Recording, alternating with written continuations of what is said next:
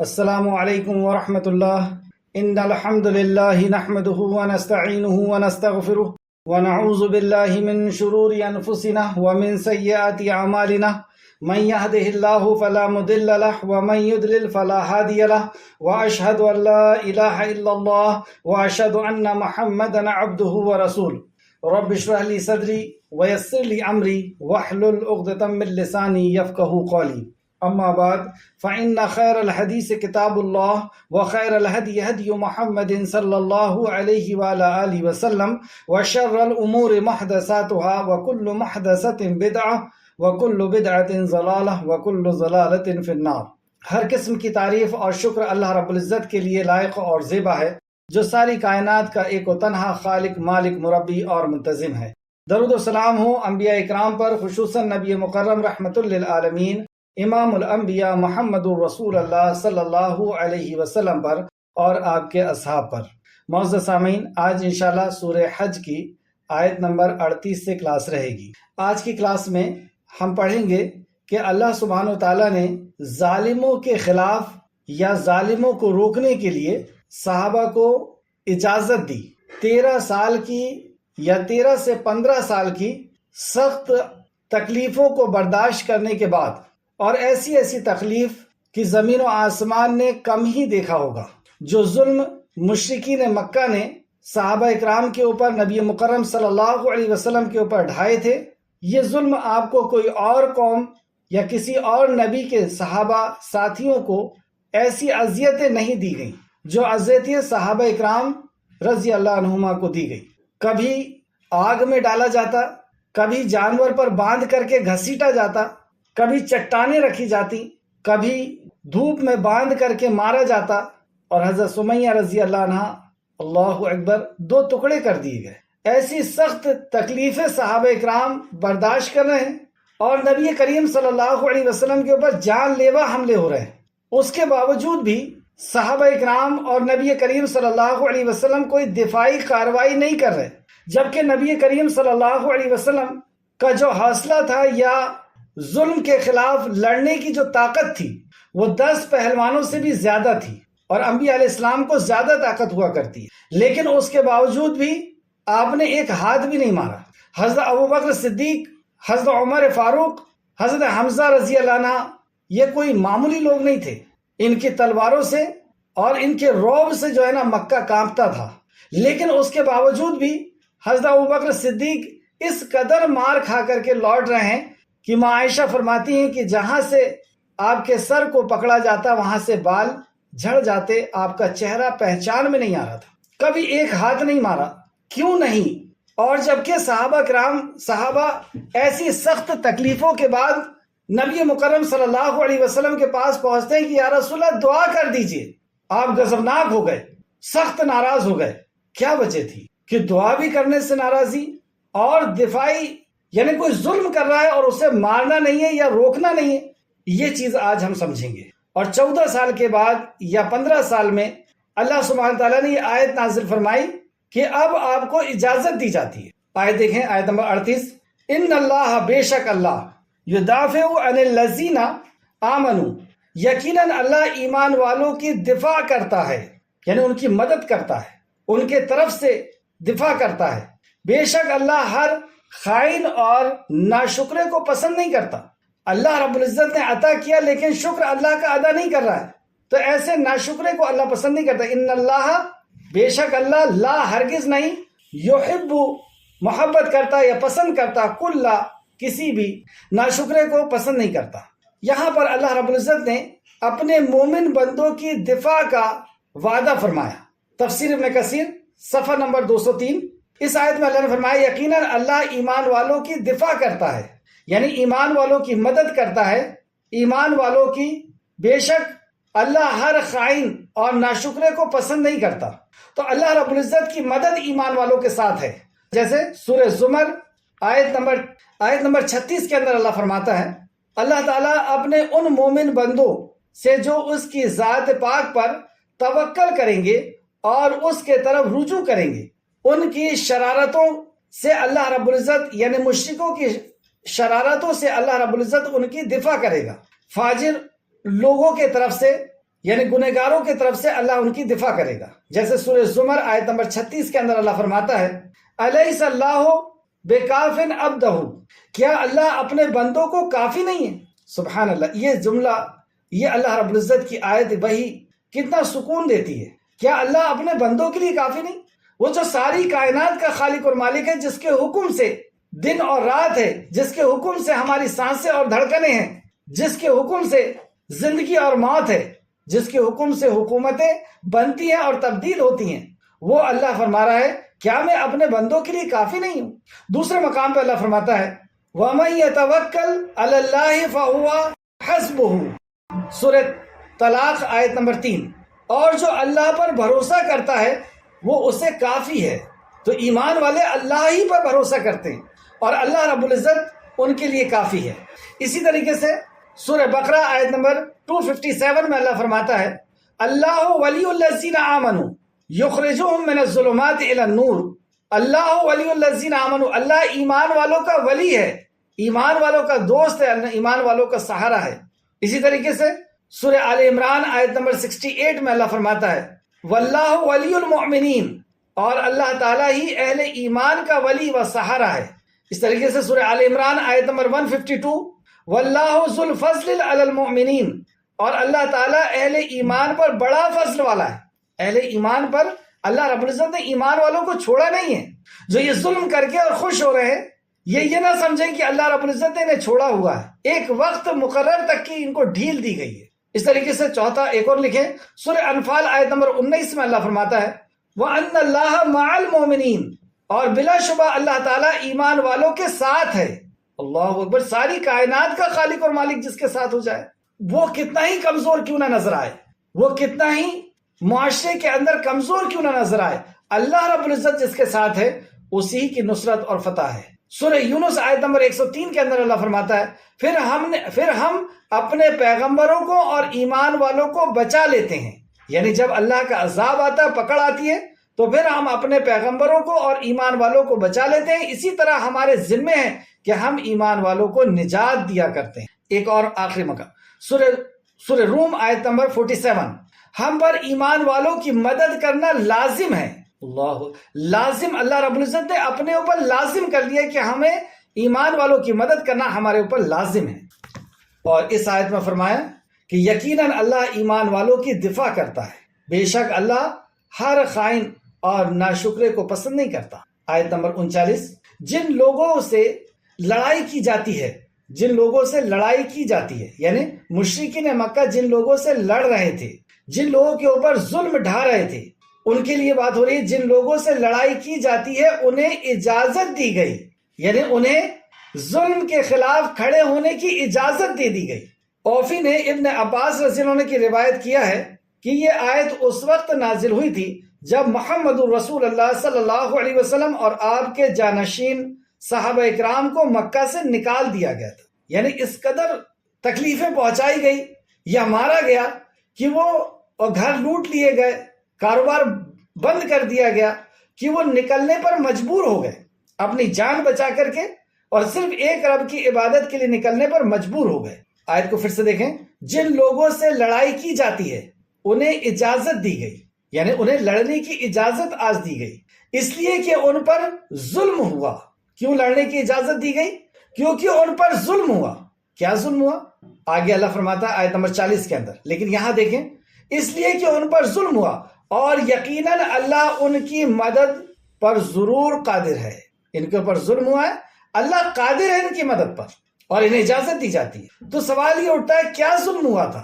آیت نمبر 40، الذین اخرجوا من دیارہم بغیر حق، وہ لوگ جنہیں ان کے گھروں سے ناحق نکال دیا گیا تھا. یہ ظلم ہوا تھا، انہیں ان کے گھروں سے نکال دیا گیا تھا. کیوں نکالا گیا تھا؟ کیا انہوں نے دولت کا سوال کیا تھا کہ ہمیں دولت مند بنا دو؟ کیا حکومت کا سوال کیا تھا کہ ہمیں حکومت دے دو؟ کیا سرداری کا سوال کیا تھا کہ ہمیں سردار بنا لو؟ کیوں نکالا گیا انہیں؟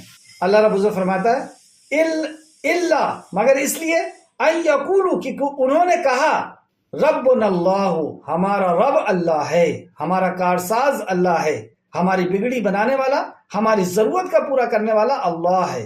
تمہاری یہ لات عزا منات اور خانہ کعبہ کے اندر جتنے بت رکھے ہوئے ہیں اور جو تم کبھی انسان کی، کبھی فرشتوں کی، کبھی جناتوں کی عبادت کرتے ہو، کبھی پتھروں کی اور کبھی دھاگوں کی عبادت کرتے ہو، یہ کچھ نہیں کر سکتے، کرنے والی ذات صرف اللہ کی ہے۔ یہ جرم تھا ان کا، اس لیے انہیں مارا گیا، اس لیے ان کو مکہ سے نکالا گیا۔ اللہ فرماتا ہے اللہ مگر ان یقولوا، کہ انہوں نے کہا ربنا اللہ، ہمارا رب اللہ ہے، اس لیے ان کے اوپر ظلم کیا۔ ظلم کیسے کیسے ظلم کیے گئے، وقت کی قلت کی وجہ سے چند ایک یا دو واقعات آپ کے سامنے۔ اوفی نے ابن عباس رضی اللہ عنہ کی روایت کو بیان کیا کہ یہ آیت اس وقت نازل ہوئی تھی جب محمد رسول اللہ اور آپ کے جانشین صحابہ اکرام کو مکہ سے نکال دیا گیا تھا۔ ابن جریر نے حضرت ابن عباس رضی اللہ عنہ سے روایت کیا ہے کہ جب نبی کریم صلی اللہ علیہ وسلم مکہ مکرمہ سے نکال دیا گیا، آپ کو جب مکہ مکرمہ سے نکال دیا گیا تو حضرت ابوبکر رضی اللہ عنہ نے کہا کہ ان لوگوں نے اپنے نبی کو نکال دیا، اِنَّ لِلَّهِ وَإِنَّ إِلَيْهِ رَاجِعُونَ، سورہ بقرہ آیت نمبر 156۔ یہ لوگ ہلاک ہو جائیں گے۔ حضرت ابوبکر نے کہا کہ انہوں نے جو کام کیا ہے کہ اپنے نبی کو اپنے اس ملک سے نکال دیا، یہ لوگ ہلاک ہو جائیں گے۔ ابن عباس رضی اللہ عنہ بیان کرتے ہیں کہ اس موقع پر اللہ تعالیٰ نے یہ آیت نازل فرمائی کہ اب تمہیں اجازت دی، یعنی 13 سال کے بعد، تو جن مسلمانوں سے خواہ مخواہ بغیر کسی وجہ کے لڑائی کی جاتی ہے، یعنی صرف اس لیے لڑائی کی جاتی ہے کہ وہ کہتے ہیں کہ ہمارا رب اللہ ہے، جیسے اللہ فرماتا ہے، انہیں اجازت دی گئی، انہیں لڑنے کی اجازت دی ہے کیونکہ ان پر ظلم ہوا اور اللہ یقیناً ان کی مدد کرنے پر قدرت رکھتا ہے۔ کیا ظلم ہوئے تھے؟ صرف چند واقعات، اور ہم پھر اپنا محاسبہ کریں کہ ہمارے لیے، ہمیں دین کے لیے کیا تکلیفیں دی گئیں۔ عروہ رحمۃ اللہ علیہ بیان کرتے ہیں کہ میں نے عبداللہ بن عمر بن عاص رضی اللہ عنہ سے پوچھا کہ مشرکین مکہ نے کس موقع پر رسول اللہ صلی اللہ علیہ وسلم کو سب سے زیادہ سخت تکلیف پہنچائی تھی؟ کس موقع پر مشرکین مکہ نے رسول اللہ صلی اللہ علیہ وسلم کو سب سے زیادہ تکلیف پہنچائی تھی؟ کس سے پوچھتے ہیں؟ ابن عباس رضی اللہ عنہ، نہیں، ابن عمر بن عاص رضی اللہ عنہ سے پوچھتے۔ تو انہوں نے کہا میں نے اپنی آنکھوں سے دیکھا کہ رسول اللہ صلی اللہ علیہ وسلم مسجد حرام میں نماز پڑھ رہے تھے کہ ظالم عقبہ بن ابو معیط آیا اور آپ کے پاس آیا اور اپنی چادر آپ کے گلے میں ڈال کر نہایت زور سے آپ کا گلا گھونٹنے لگا۔ دوسری روایت میں آتا ہے کہ جیسے آپ کی آنکھ سرخ ہو گئی اور باہر نکلنے لگی۔ اتنے میں ابو بکر رضی اللہ عنہ وہاں آ گئے اور انہوں نے عقبہ کو دھکا دے کر آپ سے چھڑا لیا اور کہنے لگے، جس کو اللہ رب العزت نے، حضرت ابوبکر صدیق کے ان الفاظ کو اللہ رب العزت نے اپنے کلام کا حصہ بنایا، سورہ مومن آیت نمبر 28۔ کیا تم ایک آدمی کو اس لیے قتل کرتے ہو؟ اللہ اکبر، قتل کرنے کی کوشش کر رہے ہیں، جان لیوا حملہ تھا یہ۔ کیا تم ایک آدمی کو اس لیے قتل کرتے ہو کہ وہ کہتا ہے میرا رب اللہ ہے؟ صرف اس لیے کرتے ہو، صرف اس وجہ سے دشمنی تھی، حالانکہ یقیناً وہ تمہارے پاس تمہارے رب کے طرف سے واضح دلیل لے کر آیا ہے۔ ایسا نہیں کہ وہ جھوٹی باتیں کر رہا ہے، وہ دلیلوں کے ساتھ ہے، واضح دلیل لے کے آئے ہیں کہ یہ واقعی اللہ کے نبی ہے، اور اس لیے ان کے اوپر یہ ظلم کرتے ہو کہ وہ کہتے ہیں کہ میرا رب یعنی میرا کارساز صرف اور صرف اللہ ہے۔ بخاری شریف حدیث نمبر 3678۔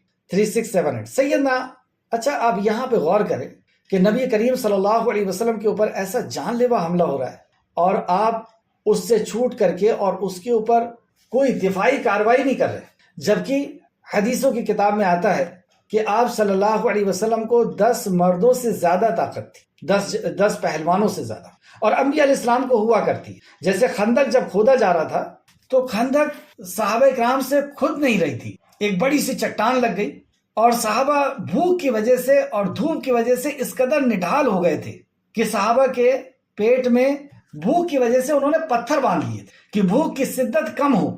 کسی کے پیٹ میں 1 پتھر بندھا ہے، کسی کے پیٹ میں 2 پتھر بندھا ہے۔ نبی کریم صلی اللہ علیہ وسلم خندق میں اوپر سے کودے تو آپ کا کرتا اڑا تو صحابہ نے دیکھا کہ آپ کے پیٹ میں 3 پتھر بندھے۔ آپ نے وہ کھودنے کا جو اوزار تھا اسے اٹھایا اور مارا تو ایسا چٹان ریزہ ہو گئی، اس قدر قوت کے مالک تھے، لیکن اس کے بعد بھی آپ نے ان کے ظلم کا کوئی جواب نہیں دیا۔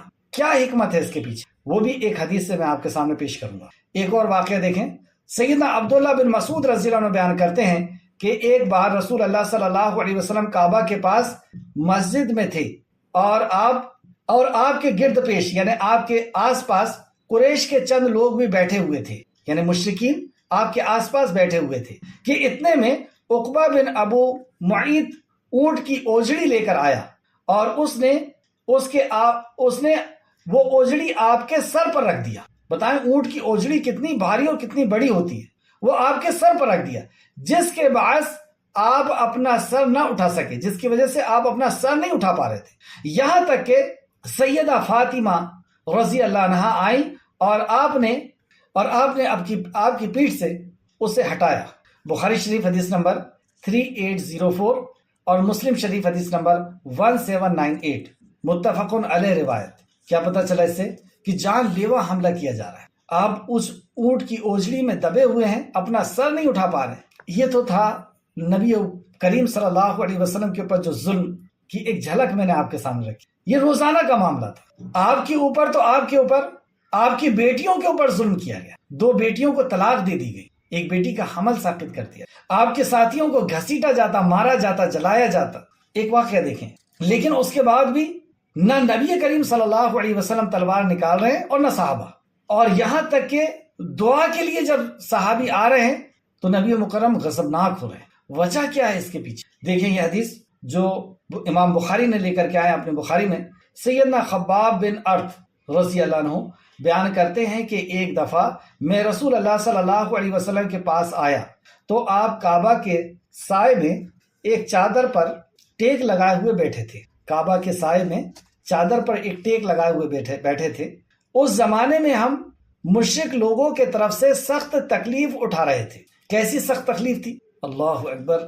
حضرت خباب غلام تھے اور ان کا جو آقا تھا، جو عورت تھی، وہ لوہار تھی۔ اسے جب پتا چلا کہ خباب نے لات، عزا، منات اور خانہ کعبہ کے اندر جو ہمارے معبود ہیں ان کا انکار کر دیا ہے کہ نہ یہ دیکھتے ہیں، نہ سنتے ہیں، نہ بولتے ہیں، اور یہ کچھ نہیں کر سکتے، اللہ کے سوا یہ کچھ نہیں کر سکتے، لا الہ الا اللہ محمد رسول اللہ کا اس نے اقرار کر لیا ہے، محمد کو رسول تسلیم کر لیا صلی اللہ علیہ وسلم، اور ایک رب کی عبادت کو اس نے قبول کر کے اور ساروں کا انکار کر دیا ہے۔ اس قدر غضبناک ہوئی، اس قدر غصے میں آئی کہ جلتی ہوئی بھٹی، اور وہ بھٹی کتنی تیز ہوتی ہے جس میں لوہے کو تپا کر کے اور اس کے شیپ کو چینج کیا جاتا ہے، اس کے اوپر ان کو ڈال دی، اور آگ کی چربی جب پگھل کر کے اور اس میں گری، اس سے وہ آگ جو ہے وہ ٹھنڈی ہوئی۔ آپ کمبل لپیٹ کر کے صحابہ اکرام کے نزدیک پہنچے تو صحابہ کہتے ہیں کہ کیا بات ہے، اتنی گرمی میں کمبل لپیٹ کر کے آیا؟ انہوں نے اپنی کمبل کو سرکا کر کے دکھایا تو ان کی پیٹھ اور پشت ایک جیسی ہوئی، ہڈی نظر آنے لگی۔ بلال حبشی کو کون نہیں جانتا؟ آپ نے آج تک ایسی سزا نہیں دیکھے ہوں گے کہ کسی نے دیا ہوگا، ایسا ظلم نہیں دیکھے ہوں گے کہ گاڑی میں باندھ کر کے اور کسی کو روڈ پہ گھسیٹا جائے۔ اس دور کی جو سواری ہوا کرتی تھی اس پہ باندھ کر کے حضرت بلال کو مکہ کی گلیوں میں گھسیٹا جا رہا ہے، گرم ریت کے اوپر لٹا دیا جا رہا ہے۔ ایسی ریت ہوتی ہے کہ آپ کبھی دیکھیں کہ گرمی میں کیسی وہ گرم ہو جاتی ہے کہ اگر اس کے اوپر جو ہے گوشت پھینک دیا جائے یا قیمہ پھینک دیا جائے تو وہ بھن جائے۔ حضرت بلال کو اس میں لٹا دیا جاتا اور وہ گرمی سے آپ کا جسم پھٹ جاتا اور خون نکلنے لگتا۔ وہ دیکھتے کہ اس خون سے ریت میں کچھ نرمی آ گئی ہے اور اسے راحت مل رہی ہے تو اوپر سے بڑی چٹان رکھ دیتے کہ یہ ہل بھی نہ سکے، اور بے تحاشا ان کا مالک ان کو کوڑے سے مارتا، اور مار کر جب تھک جاتا، ترس کھا کے الگ نہیں ہوتا، جب تھک جاتا اور بلال بے ہوش ہو جاتے، اسے ایسا لگتا کہ اب یہ مر گیا یا بے ہوش ہو گیا، تو گھسیٹ کر کے کمرے میں ڈال دیا جاتا۔ دوسرے دن پھر انتظار کیا جاتا کہ گرمی شباب پر آ جائے، ریت گرم ہو جائے، اور پھر نکالا جاتا اور پھر مارا جاتا۔ روزانہ کا یہ معاملہ۔ حضرت سمیہ، آپ کے بیٹے، آپ کے شوہر یاسر اور عمار رضی اللہ عنہ کو گرم ریت پر باندھ کر کے اور انہیں مارا جاتا۔ حضرت سمیہ کو 2 الگ الگ سمت میں جانوروں کو دوڑا کر کے آپ کے 2 ٹکڑے کر دیے۔ ایسے سخت ماحول چل رہا ہے کہ لوگ اپنی جان بچا کر کے مکہ سے نکل رہے ہیں، اور ایسے دور گزر جانے کے بعد ایک صحابی رسول محمد الرسول اللہ صلی اللہ علیہ وسلم کے پاس آتے، ہم دیکھیں ذرا سی بھی ہمیں تکلیف نہیں پہنچتی اور ہم لوگوں سے کہنے لگتے ہیں کہ دعا کریں۔ تو اس زمانے میں، اب حدیث کو دیکھیں، اس زمانے میں ہم مشرک لوگوں کی طرف سے سخت تکلیف اٹھا رہے تھے۔ میں نے آپ سے عرض کیا، آپ اللہ سے ہمارے لیے دعا کیوں نہیں کرتے؟ یہ سن کر آپ صلی اللہ علیہ وسلم سیدھے ہو گئے، یعنی لیٹے ہوئے تھے ٹیک لگا کر کے کعبے سے اور سیدھے ہو گئے اور بیٹھ گئے، اور آپ کے چہرے غصے سے سرخ ہو گیا، آپ کا چہرہ غصے سے سرخ ہو گیا۔ آپ نے فرمایا تم سے پہلے ایسے لوگ گزر چکے ہیں جن کے گوشت کو اور پٹھوں کو کی ہڈیوں کو، گوشت سے ہڈیوں کو لوہے کے کنگے سے ہٹا دیا جاتا، یعنی لوہے کا کنگا ایسا پیوست کیا جاتا ان کے گوشت میں کہ گوشت اور ہڈی الگ ہو جاتی اللہ، لیکن تب بھی وہ اپنے دین سے نہیں پھرتے تھے۔ نیز اس کے علاوہ آرا ان کے سر کے اوپر رکھا جاتا، جیسے آرا لکڑی کے اوپر رکھ کر کے اور لکڑی کو 2 ٹکڑے کیے جاتے ہیں، ان کے سر کے اوپر رکھا جاتا اور چلایا جاتا یہاں تک کہ وہ 2 حصوں میں تقسیم ہو جاتے، 2 حصوں میں بٹ جاتے، لیکن اس کے باوجود بھی وہ اپنے دین سے نہیں پھرتے تھے۔ اللہ تعالیٰ ایک دن اس کام کو ضرور پورا کرے گا۔ یہ کون سا کام ہے جس کام کے لیے سخت صبر کی ضرورت ہے؟ نہ تمہیں تلوار اٹھانا ہے، نہ اپنا ہاتھ اٹھانا ہے، اور نہ ہی یعنی صرف صبر کرنا ہے۔ کیوں؟ وجہ کیا ہے؟ اللہ تعالیٰ ایک دن اس کام کو ضرور پورا کرے گا۔ کیا کام ہے؟ سنیے، یہاں تک کہ ایک شخص ثنا سے سوار ہو کر حضر موتا تک آئے گا، لیکن اللہ تعالیٰ کے سوا اسے کسی کا ڈر نہیں ہوگا۔ یعنی ایک شخص ثنا سے اور حضر موتا تک اکیلا چلا آئے گا، اسے کسی چیز کا ڈر نہیں ہوگا۔ یعنی یہ جو ظلم ہے آج اس دنیا کے اندر کہ لوگ مکہ اور مدینہ کے اندر حج کرنے، عمرہ کرنے آتے ہیں، انہیں لوٹ لیا جاتا ہے، عورتوں کو بیچ دیا جاتا ہے، بچوں کو نیلام کر دیا جاتا ہے، یہ جو ظلم ہے یہ ختم ہو جائے گا۔ دوسری حدیث کی روایت ہے کہ ایک عورت سونا اچھالتے ہوئے آئے گی، لیکن اسے لوٹنے والا کوئی نہیں ہوگا، اسے تکلیف پہنچانے والا کوئی نہیں ہوگا۔ اور آگے فرماتے ہیں اور نہ چرواہوں کو اپنی بکریوں سے بھیڑیے کے علاوہ کسی اور کا ڈر ہوگا۔ یعنی بکری کے چرواہوں تک کو لوٹ لیا کرتے تھے، چرواہوں کو مار ڈالا کرتے تھے، بکریوں کو لوٹ لیا کرتے تھے۔ ایسا دور آ جائے گا، یعنی اس صبر کا بدلہ کیا ملنا ہے؟ ہم صبر کرتے رہیں گے، اس پیغام کو پہنچاتے رہیں گے، اور یہ پیغام ایسا اثر انداز ہوگا ان کے دلوں کے اندر کہ ظلم کا خاتمہ ہو جائے گا۔ اس لیے صبر کرو۔ تو دعوت کے پیچھے جو مقصد تھا وہ یہ مقصد تھا کہ ابھی اگر ہم نے تلوار اٹھا لی، ابھی اگر ہم نے ہاتھ اٹھا لیا، ابھی اگر یہ کام یہاں پر رک گیا تو یہ ظلم ختم نہیں ہوگا۔ ظلم کو ختم کرنے کے لیے ہمیں تکلیف برداشت کرنا ہے، صبر کرنا ہے، اور پیغام کو اللہ سبحانہ تعالیٰ کے پہنچانا ہے، یعنی اللہ کی معرفت پہنچانا ہے، اللہ کی توحید پہنچانے جانا ہے۔ اور جس وقت یہ اللہ رب العزت کی معرفت انہیں حاصل ہو جائے گی، اللہ کو پہچان لیں گے کہ وہ کیسا خالق اور مالک ہے، وہ کیسا رحمان اور رحیم ہے، وہ کیسا رزاق ہے، وہ کیسا وہاب ہے، تو اللہ رب العزت سے انہیں محبت ہو جائے گی، اس کی نافرمانی سے یہ ڈرنے لگ جائے گی، اور انسانیت کے اندر اور دنیا کے اندر امن و امان آ جائے گا۔ جب یہ اللہ کی پکڑ کو جان لیں گے کہ اس کی پکڑ کتنی سخت ہے اور اللہ کیسا رحمان اور رحیم ہے، تو اللہ رب العزت کی یہ ناراضگی سے ہر طریقے سے بچیں گے اور دنیا کے اندر امن و امان آ جائے گا۔ تو اس پیغام جب تک یہ نہ پہنچ جائے، جب تک ہمیں صبر کرنا ہے اور ان کے جو بھی ظلم ہے اس کو ہم کو برداشت کرنا ہے۔ ورنہ ابوبکر صدیق کوئی کم ہستی نہیں تھی، عمر فاروق بھی اسلام میں آ چکے تھے مکہ کے اندر، اور آپ کا رعب اور دبدبہ تو ایسا تھا کہ جس وقت آپ کو یہ پتا چلا کہ محمد رسول اللہ صلی اللہ علیہ وسلم کے لیے 100 اونٹ کا انعام رکھا گیا ہے، تو گھر سے جب تلوار لے کر کے نکلے تو مکہ والے سہم گئے تھے کہ آج صرف اسلام یعنی صرف مسلمان نہیں، پورا اسلام آج ختم ہو جائے گا۔ لیکن اس کے باوجود بھی آپ نے کوئی تلوار نہیں اٹھائی، صرف دھمکی بھر دی ہے۔ اور اس کے علاوہ حضرت حمزہ کو دیکھیں اور بھی دوسرے صحابہ اور خود نبی مکرم صلی اللہ علیہ وسلم کہ آپ کے اندر جو ہمت اور شجاعت تھی وہ واقعی اللہ کے نبی تھے۔ ایک بار کا واقعہ ہے کہ نبی کریم صلی اللہ علیہ وسلم نے مدینہ کی حفاظت کے لیے کچھ صحابہ کو تعینات کیا، یعنی بارڈر پہ کھڑا کیا، اور رات میں زور کی آواز ہوئی جیسے کہ مدینہ کے اوپر کوئی حملہ کر رہا ہے۔ جو بارڈر پر تعینات کیے گئے تھے وہ صحابہ فوراً تیار ہوئے اپنے ہتھیاروں کو لے کر کے، اور بارڈر کے قریب جیسے ہی پہنچے تو دیکھا کہ ایک ننگی پیٹھ پر کوئی شخص سوار ہوئے آ رہے ہیں، یعنی پیٹھ کے اوپر کوئی چیز رکھی ہوئی نہیں ہے اس گھوڑے کے۔ جب وہ قریب آئے تو دیکھا کہ محمد رسول اللہ صلی اللہ علیہ وسلم، اور آپ آگے کیا کہتے ہیں کہ وہ خطرہ ٹل گیا، یعنی جو حفاظت کے لیے بارڈر پر کھڑے کیے گئے ہیں ان کے پہلے اکیلے رسول اللہ صلی اللہ علیہ وسلم اور گھوڑے کو ویسے لیے بغیر زین پہنائے، بغیر وہ کپڑا رکھے، بغیر زین پہنائے، اور ویسے نکل گئے اور دیکھ کر کے آ گئے۔ کیا ہمت و جرات تھی، لیکن اس کے باوجود بھی آپ کسی کے اوپر ہاتھ نہیں اٹھاتے. کیوں؟ تاکہ یہ پیغام پہنچ جائے.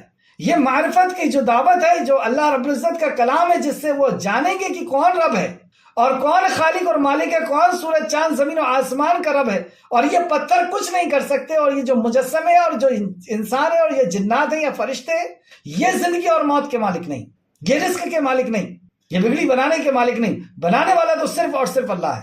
یہ پیغام جب تک نہیں پہنچ جاتا، جب تک برداشت کرنا. ناراض ہو گیا کہ تم سے زیادہ تکلیفیں پہنچائی گئی پچھلی امتوں کو، یہاں تک کہ ان کی ہڈیوں سے ان کے گوشت کو ہٹا دیا جاتا، لیکن پھر بھی وہ اسلام کو نہیں چھوڑتے، پھر بھی وہ اللہ رب العزت کی وحدانیت کو نہیں چھوڑتے. اور صحابہ اکرام بھی دیکھیں کہ ایسے سخت تکلیفوں کے باوجود بھی حضرت سمیہ کو 2 ٹکڑے کر دیے گئے، اور پاس میں آ کر کے ظالم دیکھتا اور کہتا ہے کہ میں اس کے چہرے سے مسکراہٹ بھی نہیں چھین سکا.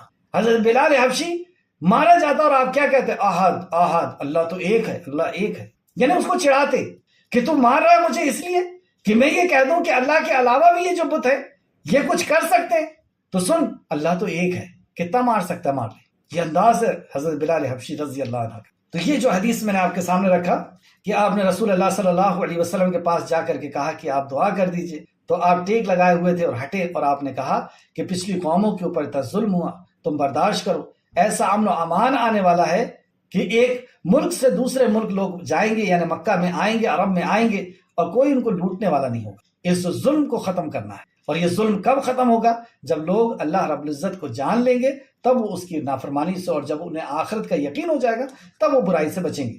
یہ حدیث بخاری شریف حدیث نمبر 3852. ایک واقعہ اور سنیں جو نبی مکرم صلی اللہ علیہ وسلم کے عزیز ساتھی حضرت ابوبکر صدیق کا ہے. سیدہ عائشہ رضی اللہ عنہا بیان کرتی ہیں کہ جب میں نے ہوش سنبھالا تو میں نے اپنے ماں باپ کو دین اسلام میں پایا، اور کوئی دن ہم پر ایسا نہیں گزرتا تھا کہ جس دن صبح یا شام رسول اللہ صلی اللہ علیہ وسلم ہمارے پاس تشریف نہ لاتے ہوں. یعنی روز ہمارے گھر میں رسول اللہ آیا کرتے تھے. جب مسلمانوں کو سخت تکلیف پہنچنے لگی تو ابو بکر رضی اللہ عنہ حبشہ کے ملک کے طرف ہجرت کرنے کے لیے نکل گئے. لیکن راستے میں قارہ قبیلے کا ایک سردار انہیں ملا. اس نے پوچھا ابو بکر کہاں کا قصد ہے، یعنی کہاں جانے کا ارادہ کرتے ہو؟ انہوں نے کہا میری قوم نے مجھے نکال دیا، سو میں چاہتا ہوں کہ اللہ کی زمین میں سیر کروں، یعنی اللہ کی زمین میں کہیں نکل جاؤں کہ اللہ کی عبادت کروں. مجھے یہاں سے قوم نے عبادت کرنے سے روک دیا ہے، اور میں یہاں سے نکل کر کے کہیں اور اللہ کی عبادت کرنا چاہتا ہوں. وہ سردار کہنے لگا اے ابو بکر، تم جیسا شخص نہ تو نکلتا ہے اور نہ نکالا جاتا ہے.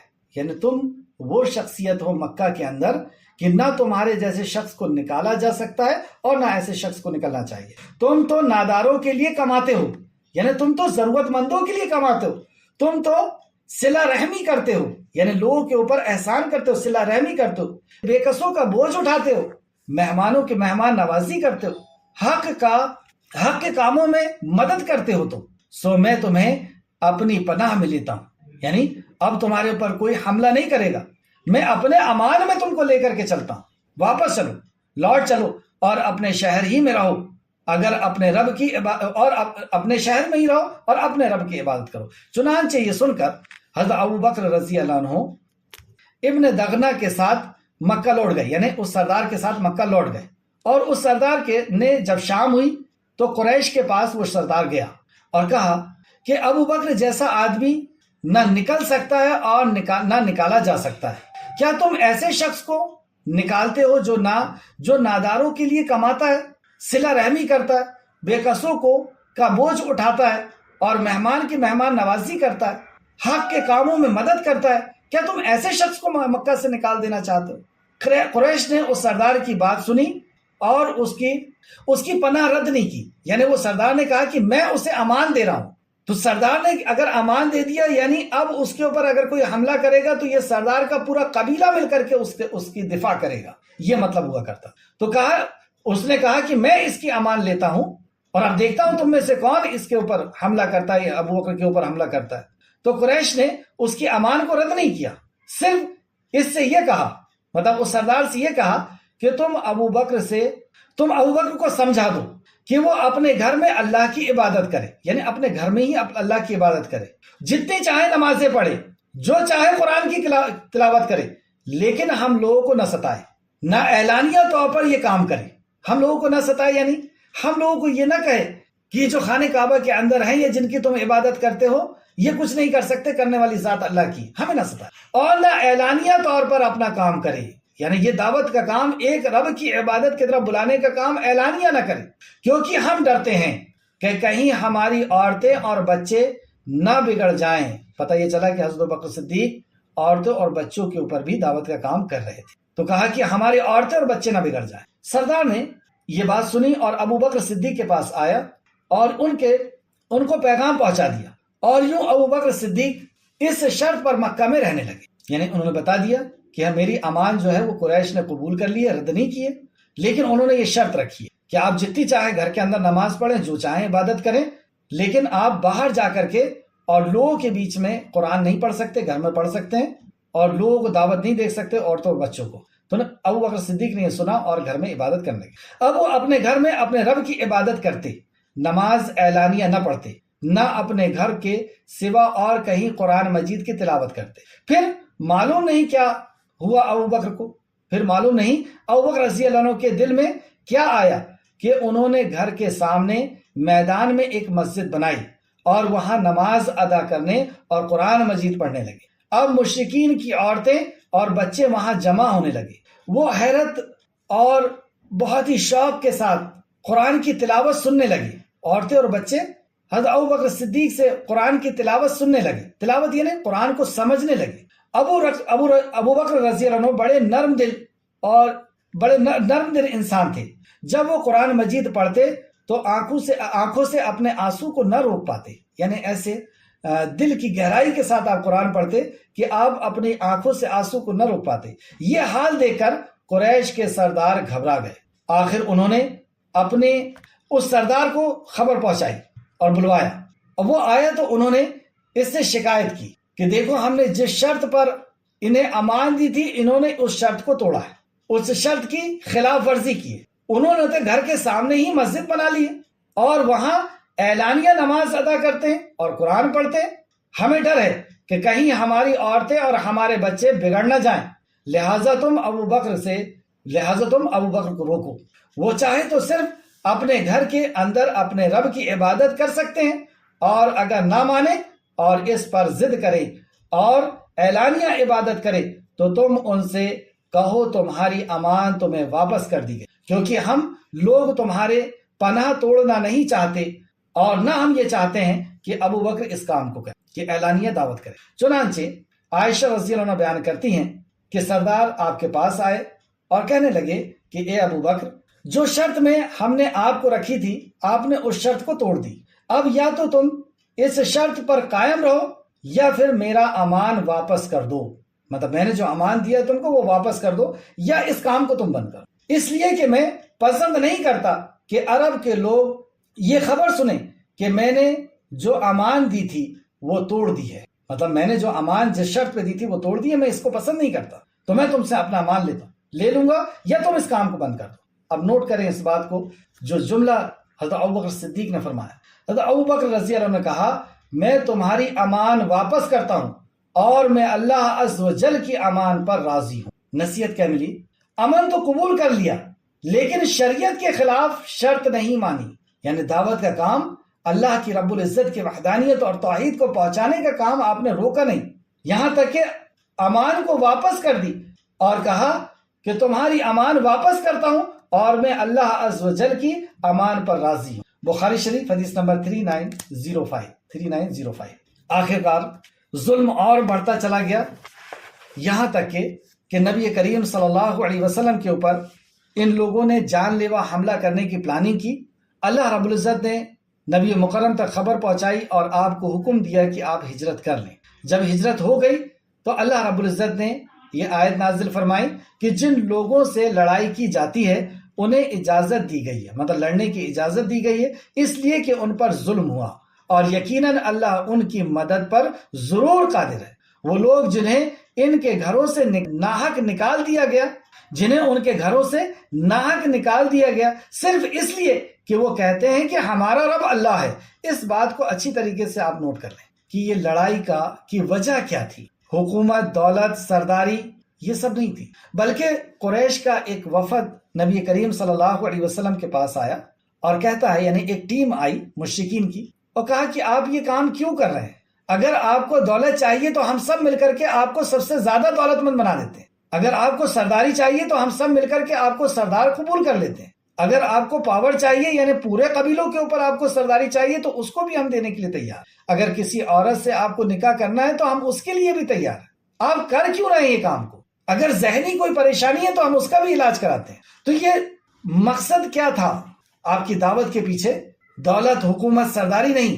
اللہ سبحانہ تعالیٰ فرماتا ہے کہ وہ صرف اس لیے کہ وہ کہتے ہیں کہ ہمارا رب اللہ ہے، ہمارا کارساز اللہ ہے، اور اگر اللہ لوگوں میں سے بعض کو بعض کے ذریعے سے دفاع نہ کرتا تو بلا شبہ خانقاہیں اور گرجے اور یہودی عبادت خانے اور مسجدیں ڈھا دی جاتی جن میں اللہ کا نام بکثرت ذکر کیا جاتا ہے۔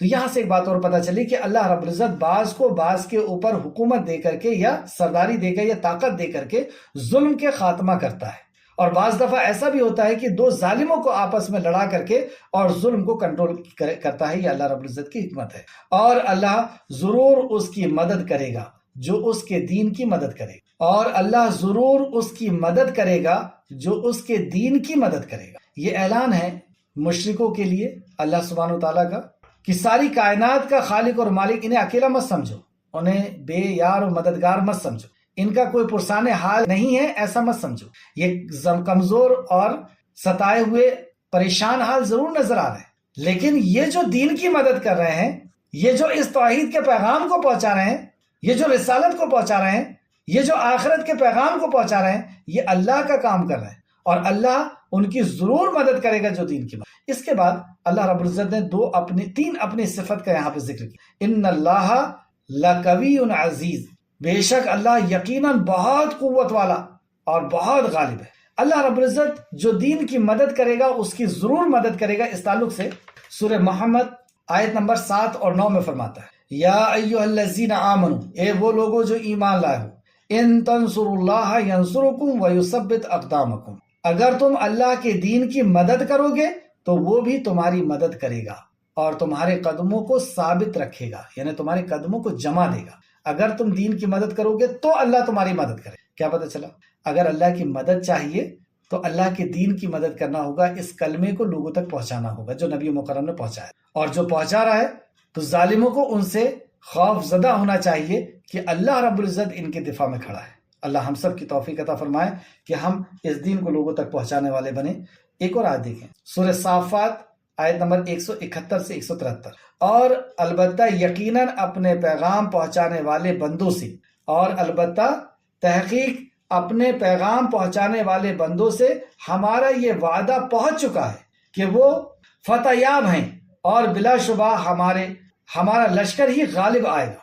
انہیں یہ پیغام پہنچا دیا گیا ہے کہ وہ فتح یاب ہے اور ہمارا لشکر ہی غالب آئے گا، خبردار ہو جاؤ۔ سورہ مجادلہ آیت نمبر 21 میں اللہ رب العزت فرماتا ہے، اللہ نے لکھ رکھا ہے کہ میں اور میرے پیغمبر ضرور غالب آئیں گے، بے شک اللہ قوی اور بڑا زبردست ہے۔ یہاں پر بھی یہی صفت آئی، ان اللہ قوی عزیز۔ تو اس صفت کو یہاں پر لا کر کے اللہ سبحانہ تعالیٰ نے اپنی قدرت، اپنی طاقت کو بتا دیا کہ اللہ رب العزت ہر چیز پر خوب قادر ہے۔ آیت نمبر 41، یہ وہ لوگ ہیں کہ جنہیں اگر ہم زمین میں اقتدار بخشیں، یعنی یہ صحابہ اکرام کی شان اللہ رب العزت یہاں بیان فرما رہا ہے کہ یہ وہ لوگ ہیں کہ اگر ہم زمین میں انہیں اقتدار بخشیں۔ حضرت عثمان بن عفان رضی اللہ عنہ سے روایت ہے کہ یہ آیت کریمہ ہمارے بارے میں نازل ہوئی، تفسیر ابن کثیر جلد نمبر 4 صفحہ نمبر 207۔ تو یہ صحابہ اکرام کی شان میں اللہ سبحانہ تعالیٰ فرماتا ہے کہ یہ وہ لوگ ہیں جنہیں اگر ہم زمین میں اقتدار دیں، زمین میں پاور دیں، زمین میں طاقت دیں تو وہ نماز قائم کریں گے۔ نماز کیا ہے؟ اللہ سے رشتے کو مضبوط کرنے کا ذریعہ ہے جو ہمیں اللہ سے جوڑتا ہے۔ یہ نماز توحید کا اعلان ہے۔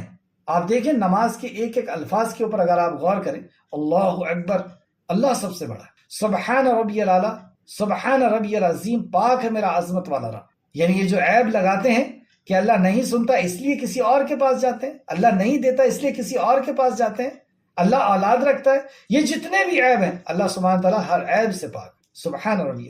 الحمدللہ آپ دیکھیں سورہ فاتحہ پڑھیں، یہ اعلان ہے توحید کا نماز، اور یہ نماز آخرت کی یاد دہانی بھی ہے۔ تو بہرحال یہ صفت اللہ رب العزت نے بتائی کہ اللہ جن کو اقتدار بخش بھی دیتا ہے تو وہ نماز قائم کریں گے اور زکوٰۃ ادا کرتے ہیں۔ یہ بدنی عبادت اور دوسری مالی عبادت، کہ مال جو حقدار ہیں ان تک وہ پہنچاتے ہیں، اور وہ نیکی کا حکم دیں گے اور برائی سے روکیں گے۔ تیسری یہ نیکی کا حکم دیں گے اور برائی سے روکیں گے، یعنی اقتدار کے بعد یہ تین بیسک چیزیں ہیں، یہ بیس بیان کیا گیا جو ایک معاشرے کے ایک صالح معاشرہ بننے کے لیے ہماری مدد کرتا ہے۔ یہ جو تین اصول ہیں یہ ایک معاشرے کو صالح معاشرہ بننے کے لیے، ایک معاشرے کو یعنی سوسائٹی کو ایک اچھی سوسائٹی بنانے کے لیے یہ تین چیزیں ضروری ہیں۔ پہلا نماز کا قائم کرنا، دوسرا زکوٰۃ کا ادا کرنا یعنی ان سے امیروں سے لے کر کے اور غریبوں کے تک پہنچانا، اور تیسرا تأمرون بالمعروف وتنہون عن المنکر، بھلائی کا حکم دینا برائی سے روکنا، نیکی کا حکم دینا اور برائی سے روکتے ہیں، اور تمام امور کا انجام یعنی تمام کاموں کا انجام اللہ ہی کے اختیار میں ہے، تمام کاموں کا انجام اللہ ہی کے اختیار میں ہے۔ سورہ نور آیت نمبر 55، جو لوگ تم میں سے ایمان لائے اور نیک کام کرتے رہے ان سے اللہ کا وعدہ ہے کہ وہ انہیں ضرور زمین میں خلافت دے گا۔ پھر سے دیکھیں خلافت کب ملتی ہے، کیسے ملتی ہے، کیا اس کے اصول ہیں اللہ سبحانہ تعالیٰ کے پاس۔ جو لوگ تم میں سے ایمان لائیں اور نیک کام کرتے رہیں ان سے اللہ کا وعدہ ہے کہ وہ انہیں ضرور زمین میں اقتدار دے گا۔ تو زمین میں اقتدار کس کا؟ اللہ کا ہے، اور اللہ نے وعدہ کس سے کیا دینے کے لیے؟ اللہ دے گا، ہم کیا کریں گے؟ لیکن کب؟ شرط لگا دی کہ جب تم ایمان لاؤ گے اور عمل صالح کرو گے۔ آیت نمبر 47۔ خیر وقت ہو چکا ہے، آخر میں اللہ رب العزت سے دعا ہے کہ خالق مالک جو کچھ بھی ہم نے پڑھا اس میں ہمیں مزید غور و فکر کرنے کی تو توفیق عطا فرما، جب تک ہمیں زندہ رکھ، ایمان اخلاص اور عمل صالح کے ساتھ زندہ رکھ، ہمارا خاتمہ بالخیر فرما اور نیکوکاروں کے ساتھ ہمارا شمار فرما دے، آمین یا رب العالمین۔ السلام علیکم ورحمۃ اللہ وبرکاتہ۔